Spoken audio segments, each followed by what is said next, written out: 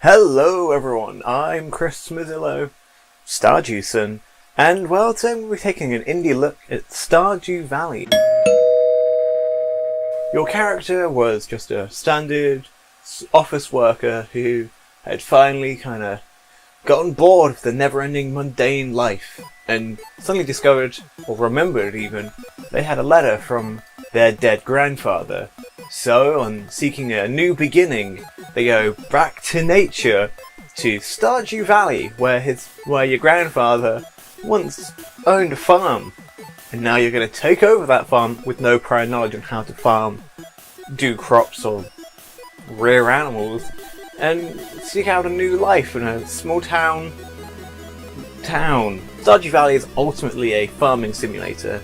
However, it's not like Farming Simulator, but more like Harvest Moon, or Harvest Moon, in which it's got sort of RPG elements. It's all sort of a 2D sort of game. It's mainly about tile-based farming, but it's really fun, as not only do you farm, you can go mining and make friends in Mineral Town. And look how many, I've made so many friends in Mineral Town, but you can always go mining some more and make more friends in Mineral Town. While mining, there's also combat, so you can fight monsters, and obviously there's mining and getting new items. And you can work towards rebuilding the community centre, if you so choose, which unlocks various extra bits around the town, such as a greenhouse, or maybe an extra fishing spot or something like that. Or the bus gets back to work. And sure, you can easily join the evil Jojo Mart, which may or may not be Tesco, and do it all through hard-gotten cash, but there's something much more fun about collecting all the items and fucking interacting with weird spirit people. One of the big things with games like these isn't just farming. That's the sort of thing you want to try and get done literally as quickly as possible in the morning, and never look on it again for the rest of the day. As, obviously, one of the big things is going around and interacting with the townsfolk and making some friends and, just having a wonderful life.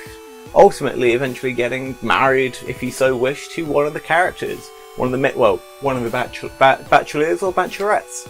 And eventually, you may even have a child for another wonderful life to your farm. As you become a member of the community in Stardew Valley, you sort of become the hero of Leaf Valley. Stardew Valley. As you work on rebuilding the community centre, you show Jojo Mart how unwanted it is. It's not all about growing crops though, as you can also acquire animals and have a veritable animal parade with hell chickens and dinosaurs, and rabbits and a shit ton of slimes. Oh god. Oh Jesus, the slimes! Oh god! Stardew Valley is just really fun, is it? You've got a vast amount of customization on your farms. You can place different floor patterns. You can go into your house and change that about. And eventually you start off being sort of not knowing what you're doing, maybe only planting a few crops, but you quickly begin to understand the best way of plotting and planning your entire farm layout. Maybe just having lots of 5x5 sections with a nice iridium sprinkler in the middle, or you can enlarge it with numerous sprinklers spread out. And sadly, it is a bit of a story of seasons though. If the second a season turns over, all your crops die that were in that in the previous season. I guess they must have a really sun orbit around the sun that has a massive change on seasons like that. But that just adds to more of the planning and plotting, as if you want to try and sure, the majority of your high-paying crops might finish on the 22nd, but you still got those 4 or 6 days to maybe try and grow another crop. So maybe you want to try growing something, one of the quick 4-day crops or something, or just so you don't have to retill all the land, just buy the cheapest crop and fill all the spots, so it doesn't all just dry up. And eventually, it's a game that I didn't expect myself to put over 80 hours into, but by the time I got super into playing the game, to the point where I was working out how best to buy as many cranberry seeds as possible and set up as many cranberry plants, working towards buying as many magic plants or ancient plants, ancient fruits and rare gems and fruits. It's insane. And trying to make sure you to like catch every fish and build every item and cook every dish. Please every single fucking person in the valley. It's great. You can just like go around and do stuff. The game technically never ends, but the story does end after 2 years' time, and sadly I within that time got a ridiculously levels of rich.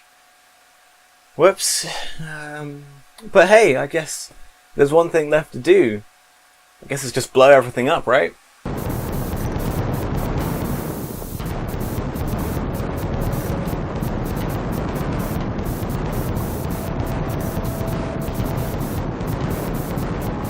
It's a wonderful life. Hey, if you like this video, be sure to check out some of my other videos. I've also written a more in-depth and fuller review on my website, which you can find a link down below. And also this is the website fucking right here, I think, or right here. Not entirely sure. There's also another